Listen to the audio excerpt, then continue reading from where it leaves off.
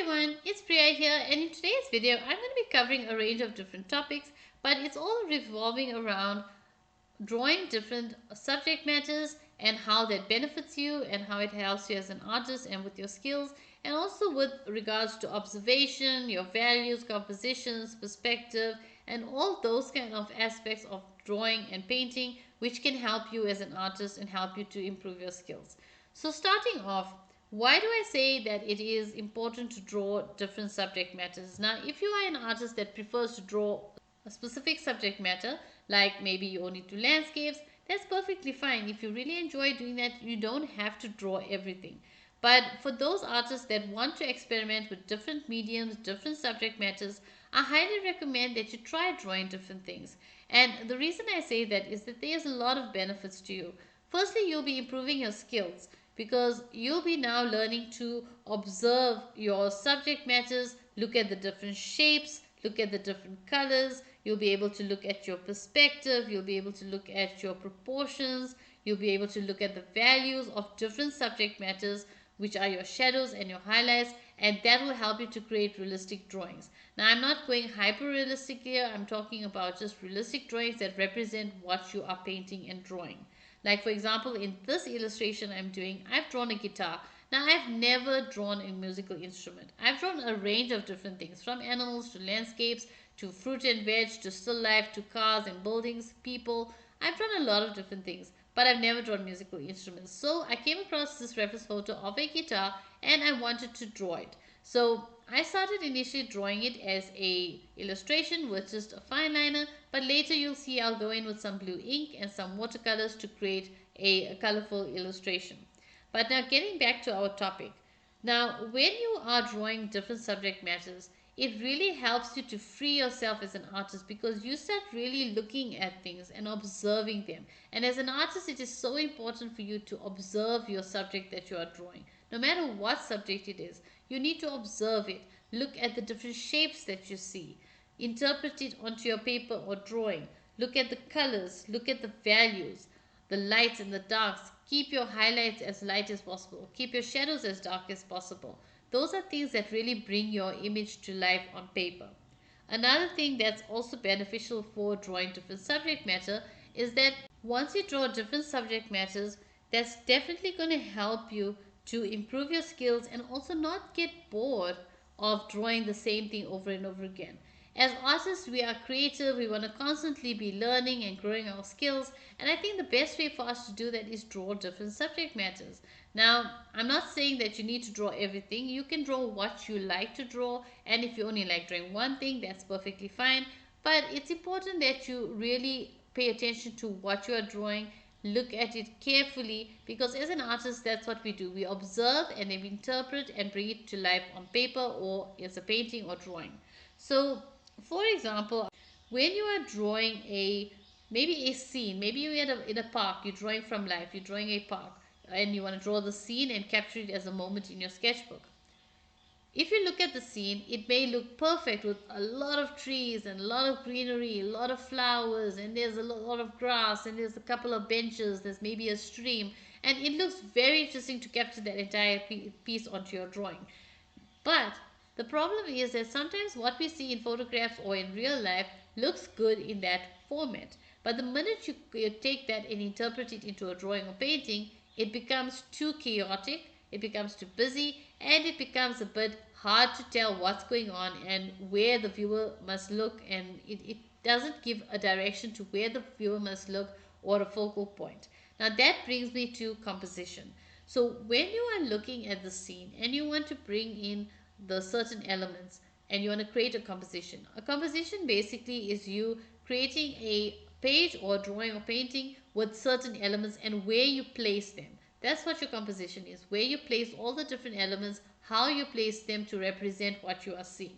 So back to my example about a park. If you are looking at a park and you're looking at all these trees and these benches, try to just incorporate some of the trees. Put a few of them in, put a few of the benches or one bench in, and then try to incorporate the sky and the grass, the lighting. Look at the light and the sun. From which direction is it coming? If it's coming from the left side, then you know From the left side, the tree will have lighter, brighter leaves because the sun is hitting it, and then there'll be a lot of shadows and darker greens, and there will be also a car shadow on the ground. So you need to bear all of this in mind and think about that when you are painting a scene. Because if you include you could include the other trees in the distance and keep them like out of focus and have your main trees in the focus line where you're going to view. But if you include all the trees and you have them all in detail, it's going to really lose that depth of the piece, and perspective as well has to be brought into play, into the angle of the trees. As the trees go in the distance, you need to look at the perspective of that, and all of that is so important to remember when you are painting, what to include and what to leave out. If you include every single thing you see, it's going to become too busy. So choose the end elements that will help you look at certain things in a certain way, where you'll be able to identify these are the most important things or elements to bring into my painting that will make a good composition and a good scene. Then you can bring those in. Another example is a tiger. If you are painting or drawing a tiger, you don't need to include every single stripe that the tiger has in your drawing. Sometimes it may look good when you're looking at the tiger, when you're looking at a photograph, but when you draw it, it's going to look too dark. There's going to look like there's over limit of stripes on the tiger, and it's going to look too busy, or it just won't look right. Or if you're drawing the fur, you draw every strand of hair on the fur, and I think that is also not necessary. All you need to do is, when you're drawing an animal, pay attention to the direction of the fur and do your strokes to represent the direction of the fur. Have some line work to indicate fur, but just to create the texture of fur, but don't draw every single strand of fur. Only draw the interpretation of representing the fur. And in the case of with an animal, look at the body structure of the animal. That is definitely the proportion of the animal, because that's very important. The eyes need to be in the correct placement, the nose needs to be in the correct placement. So you look at the shapes, the directions, measurements of how the distance between the eyes, the distance from the eyes to the ears, what are the height of the ears. All of that have to be thought of when you're drawing a tiger. Not focusing too much on drawing every strand of fur or drawing the stripes, all the stripes that you see. Another thing to remember is, when you're looking at an animal, look at the skeletal structure as well as the muscular structure, because that's highly important in determining the direction of the fur, and that's what will help you with your values, so that you know where the shadow areas are and where the light areas are, which will make your animal look more realistic, or in this case the tiger look more realistic. Another thing also to remember is, if you are drawing, for example, buildings, or you're drawing a car, remember to look for buildings, to look at the perspective. Even with a car, look at the perspective. These are two subject matters that have got a lot of line work. So you got to look at the angles of the line, the perspective of the object, the perspective of the building. You got to look to make sure your line work is accurate as you are seeing it, and then you capture it as you see it. Now with the car, they may seem simple to draw, but I've drawn them. They are not. There's a lot goes into drawing a car. So you really got to study your reference that you are using, whether it's from life or from a photograph, irrespective of what you are drawing. With people as well, you really got to get proportions right. You really got to pay attention to what you are seeing, the shapes, the shadows, the highlights, the lighting. Which angle is the lighting coming from? What direction is it coming from? How is it hitting the subject? What are the car shadows looking like? All of those things are things you need to look at when you are painting or drawing. So once again, that brings me to the point of, by drawing different subject matters, you train your mind as an artist to view things according to their shape, their size, their perspective, their proportions and values, and then you are able to do a composition that best represents what you are seeing, and then you interpret it into a drawing or painting. Now back to the drawing that I'm doing now. You can see I started off with an ink drawing, and I was going to leave it at that after doing some cross hatching, but then I realized that I felt it just looked too plain and it just didn't look complete. So I added a wash of blue ink to the guitar to give the guitar some color, and then I also added some watercolor just to color in the brown of the guitar, and I also added some brown that's on the guitar and on the handle and the top of the handle. But also at this stage, I was still thinking there was something missing, because although I painted in the guitar, the page was looking too bland. There was no interest. It was just a white page with a blue and brown guitar on it. There was nothing really to make it pop and bring interest, so the viewer will look at it and be like, this looks interesting. Yes, I wrote the little text at the bottom, I put the musical notes, but it still was not looking right. So I went in with a white jelly roll pen just to add in those bright highlights on certain parts of the guitar, as well as on some of the designs of the guitar, just to give it a bit of interest. And then I'm also going to use the white jelly roll just to create those shines of the wires that are on the guitar, so, or the guitar strings, to get those guitar strings looking brighter, because the black was really blending into the brown of the guitar, and I think it was losing that look of those strings.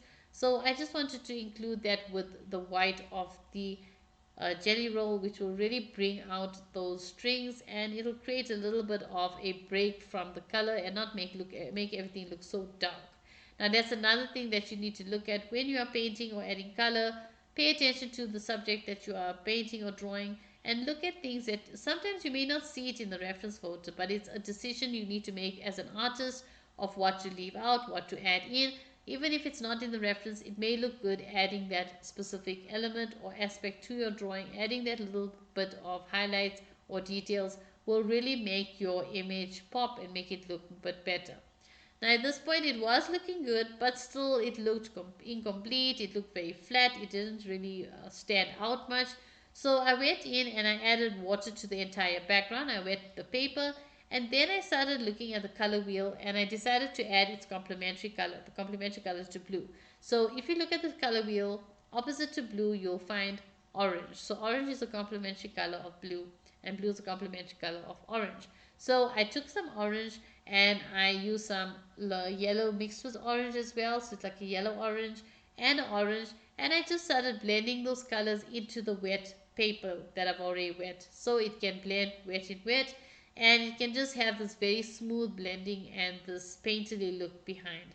And I really think by adding the complementary color, that really helped the guitar to really stand out. It really brought the page to life, because it was looking very plain with just the guitar there. Now it has some interest, it has some interesting colors to look at, and it really, having the complementary color of orange behind the blue of the guitar, really helps the guitar to stand out, because the orange brings out that blue of the guitar. So I think that's something also to remember when you are painting or drawing. There's certain things that you can include or not include. Like I didn't include what I saw in the reference photo, but I did decide to add these colors to really make the guitar pop. So I guess that's it for this video. Thank you so much for watching. I hope you found it helpful and insightful. If you have, don't forget to like and share. It really helps the channel out. Also feel free to leave your comments down below. And if you'd like to see other videos like this and other inspirational and art videos and sketchbook videos that I put up on my channel, then you could consider subscribing.